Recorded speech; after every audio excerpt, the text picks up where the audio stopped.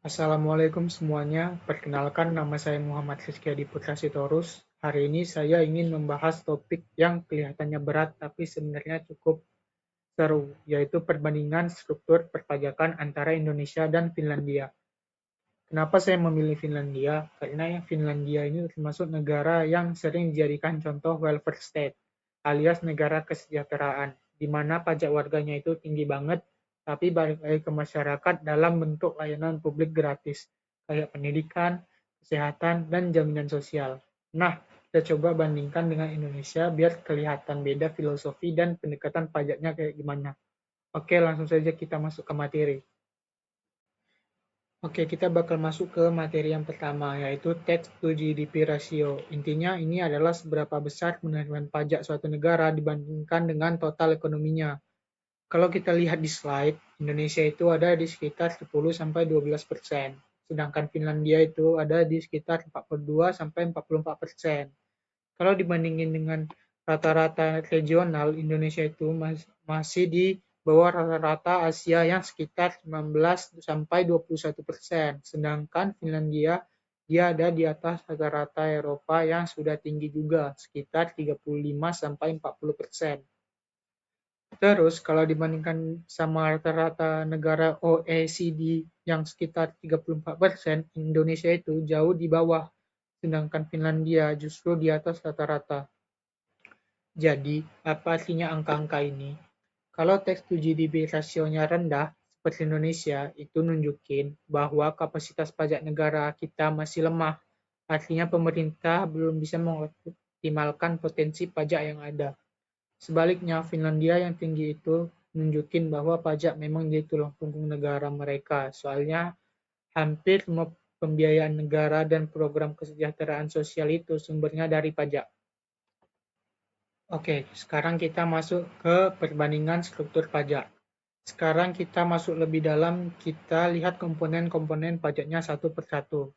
Kalau dilihat dari tabelnya, PPh orang pribadi di Indonesia itu rendah sampai menengah.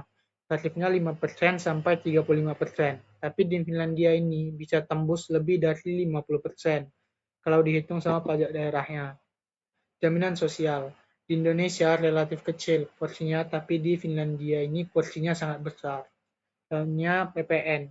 Di Indonesia PPN itu sekitar 11%, tapi sekarang sudah menjadi 12%. Sedangkan Finlandia itu sebesar 24%.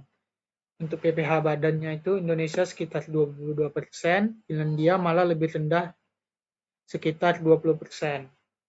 Lalu selanjutnya itu ada pajak barang dan jasa lain. Di Indonesia ini cukup dominan, sedangkan di Finlandia ada tapi bukan yang utama. Selanjutnya itu ada other tax. Di Finlandia ini jauh lebih kompleks dan besar dibandingkan Indonesia.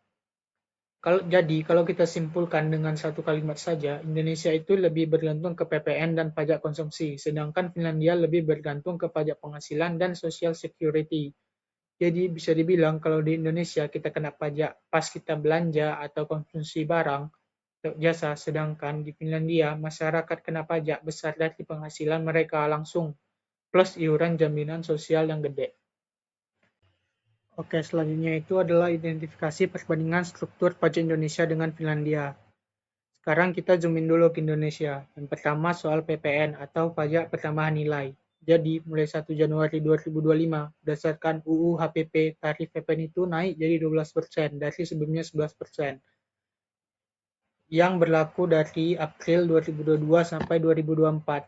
Tapi yang perlu digarisbawahi, kenaikan 12% ini bukan untuk semua barang dan jasa, tetapi lebih menyasar ke barang dan jasa yang sifatnya mewah saja. Yang kedua, PPh badan atau pajak penghasilan untuk perusahaan, yaitu tarifnya 22%. Dan ini sesuai dengan Undang-Undang Nomor 7 Tahun 2021 tentang harmonisasi peraturan perpajakan atau yang sering disebut dengan UU HPP. Nah, yang menarik itu, kalau kita lihat tabel PPh-OP ini sifatnya progresif, artinya semakin besar penghasilan, kena pajak kamu makin besar juga. Jadi, sebagai contoh penghasilan sampai 60 juta itu cuma 5%. Di atas 60 juta sampai 250 juta tarifnya 15%. Di atas 250 juta sampai 500 juta tarifnya 25%. Di atas 500 juta sampai 5 miliar tarifnya 30%, dan di atas 5M tarifnya paling tinggi 35%. Jadi sistem pajak Indonesia ini sebenarnya udah dirancang biar yang berpenghasilan kecil itu kena tarif kecil, dan yang penghasilannya besar kena tarif yang lebih besar juga. Konsepnya adil, cara progresif gitu. Nah, selanjutnya kita masuk ke Finlandia. Ini bagian yang menurut saya paling unik, soalnya ada beberapa jenis pajak yang nggak kita kenal di Indonesia. Pertama, ada yang namanya pajak kota atau municipal tax. Ini dikenakan dengan tarif tetap atas penghasilan kena pajak, tapi tarifnya itu berbeda-beda tiap kota, mulai dari 4,70% sampai 10,90%. Jadi tergantung kamu tinggal di kota mana di Finlandia, tapi tarif pajaknya itu bisa beda. Rata-ratanya itu sekitar 7,50% untuk yang non-pajak. Kedua, ada juga pajak gereja. Ini wajib dibayar oleh anggota gereja Lutheran, Injili, dan Ortodoks dengan tarif antara 1% sampai 2,25%, tergantung parokinya masing-masing. Jadi, pajak agama ini benar-benar terintegrasi sama sistem perpajakan mereka. Yang ketiga, untuk PPh badan, tarifnya itu 20% dari laba bersih perusahaan. Menariknya, ini malah lebih rendah dibandingkan Indonesia yang 22%. Lalu yang keempat, kalau kita lihat tabel pajak penghasilan progresif Finlandia, range-nya itu dimulai dari pendapatan sekitar 21.200 euro dengan tarif mulai dari 12,64%, terus naik sampai ke tarif 37,50% untuk pendapatan di atas 52.100 euro. Jadi konsepnya progresif juga kayak di Indonesia, cuma tarifnya jauh lebih tinggi. Dan yang terakhir, soal PPN, tarif umumnya di Finlandia itu sekitar 25,5%, dan ini berlaku untuk sebagian besar barang dan jasa.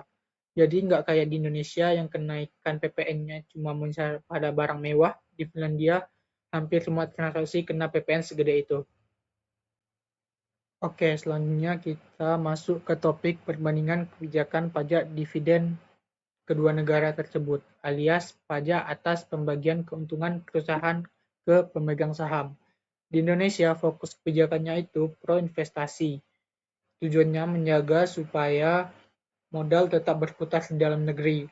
Untuk individu atau wajib pajak orang pribadi, kalau dividennya diinvestasikan ke instrumen sah domestik, itu bebas pajak. Tapi kalau dananya lebih dipakai dan buat konsumsi pribadi, kena PPh final sebesar 10%.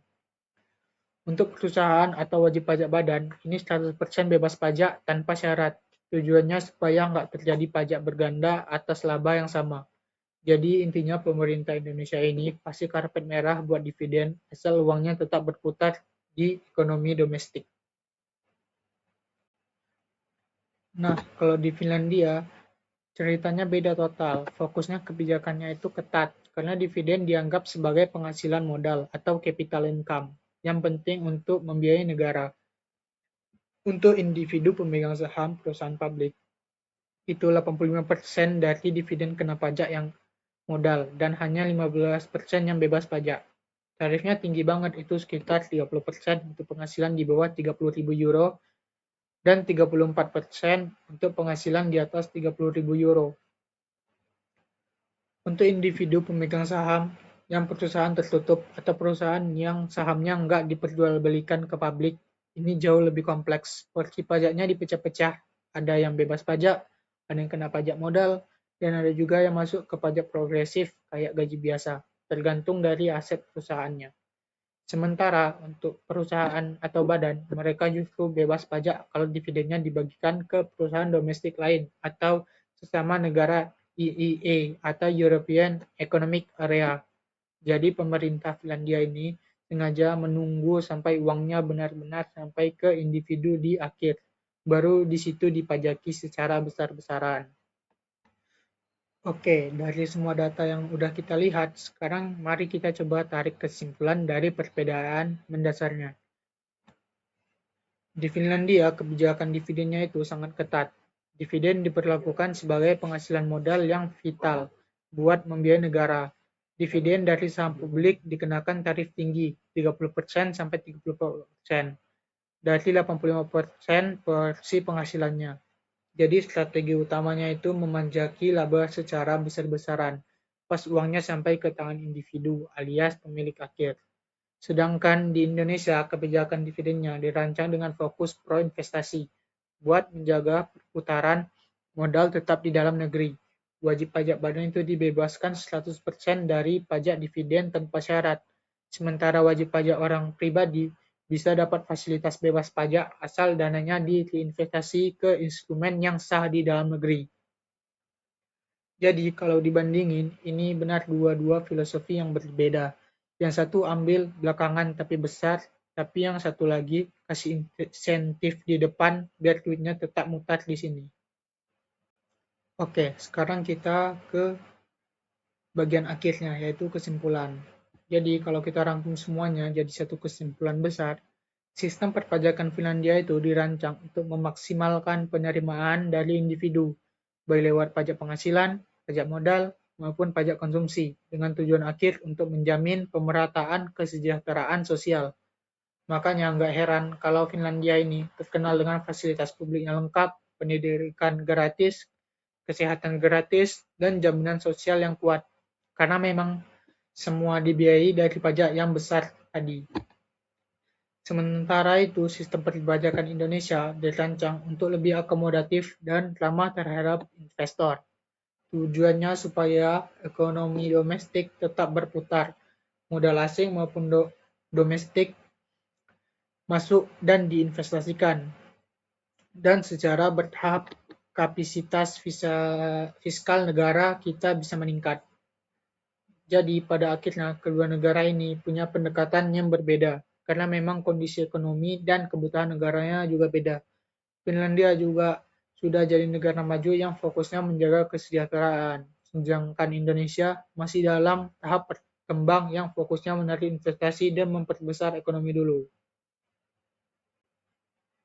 Nah, itu tadi pembahasan singkat tentang perbandingan struktur perpajakan Indonesia dan Finlandia. Semoga dari sini kita bisa lebih paham bahwa nggak ada sistem pajak yang lebih baik secara mutlak. Semuanya disesuaikan dengan tujuan dan kondisi negaranya masing-masing. Terima kasih sudah mendengarkan. Kalau ada pertanyaan atau diskusi, silakan ajukan di kolom komen.